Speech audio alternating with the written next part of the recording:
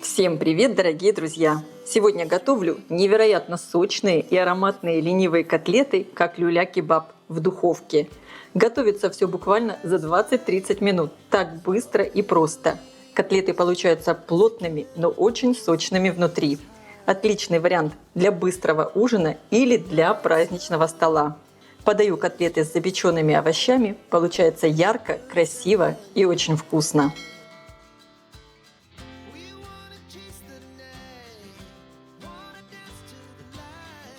Для рецепта мне понадобится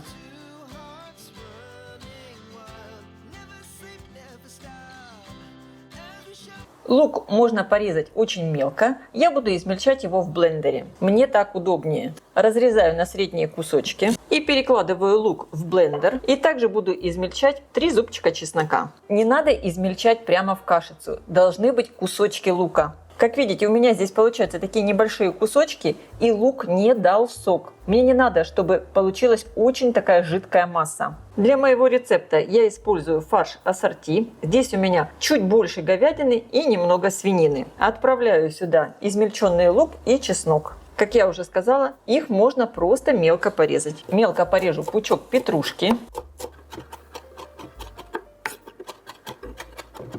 Добавляю в миску к фаршу. Теперь по вкусу добавляю соль, перец и специи. Я буду использовать смесь для барбекю, 1 чайную ложку, кориандр, сушеный чеснок. Для придания восточной нотки обязательно добавляем кумин и паприка. И теперь хорошо все вымешиваем. Кстати, для рецепта вы можете использовать и только говядину, не обязательно ассорти. Как вам больше нравится. Также рекомендую фарш немного отбить. Так он лучше будет держать форму.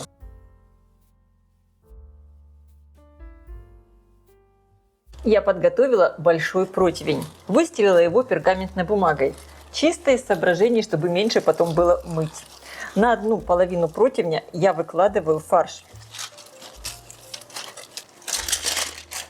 И хорошо его разравниваю.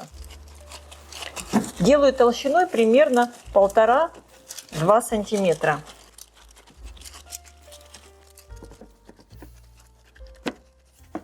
И теперь фарш я делю на полоски.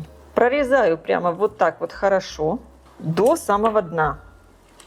И даже фарш вот таким образом немного отодвигаю, чтобы он не соединился во время выпечки. Делаю следующую полосочку. Как видите, я немного страдаю косоглазием. Здесь полосочка получилась чуть поуже. Но в этом нет ничего страшного.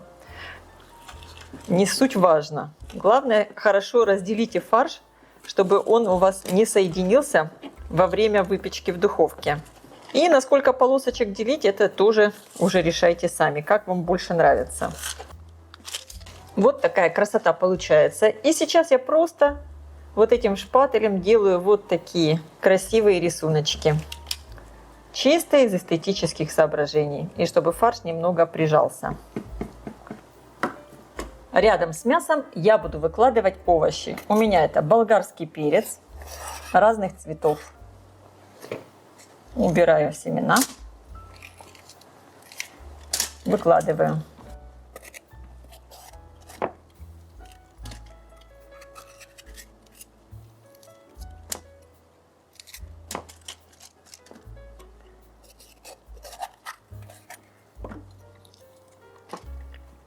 Также добавлю помидор.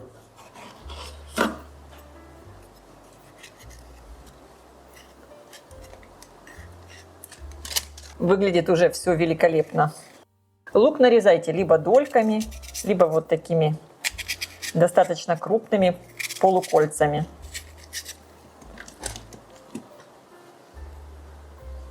Овощи я также присыпаю смесью трав для барбекю. Немного соли и оливковое масло.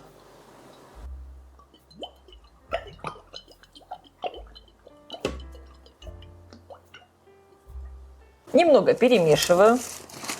Упс, лук убежал.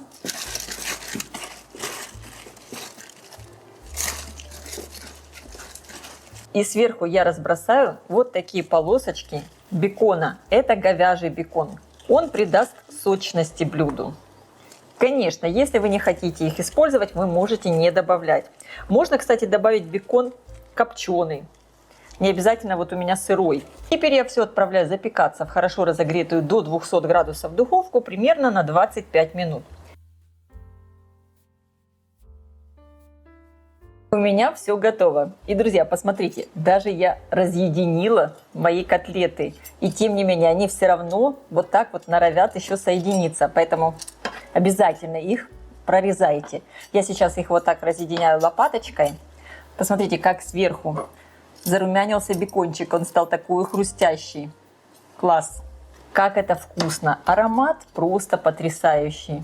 Теперь, если вы хотите, вы можете, если используете, допустим, большой лаваш, можно завернуть это все в лаваш. Можно вот так вот разрезать на отдельные кусочки. Как вы хотите подать ваше блюдо, так и подавайте. Я разрезаю вот на такие отдельные котлетки. Нам так есть удобнее.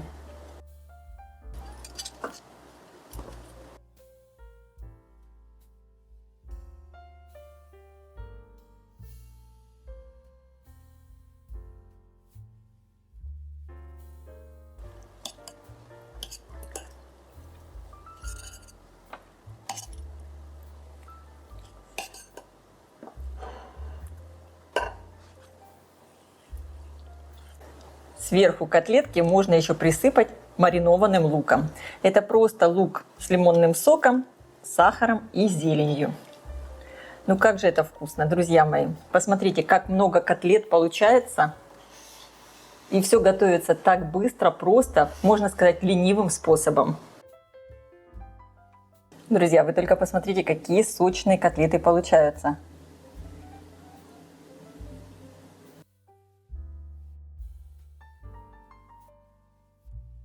Вы только посмотрите, какие котлеты получаются сочные, очень ароматные. Обязательно приготовьте. Это так быстро и так просто. А я желаю всем приятного просмотра и приятного аппетита. Если видео вам понравилось, поставьте ему лайк, напишите комментарий и поделитесь с вашими друзьями. А также подпишитесь на мой канал, чтобы не пропустить новые интересные рецепты. Всем пока!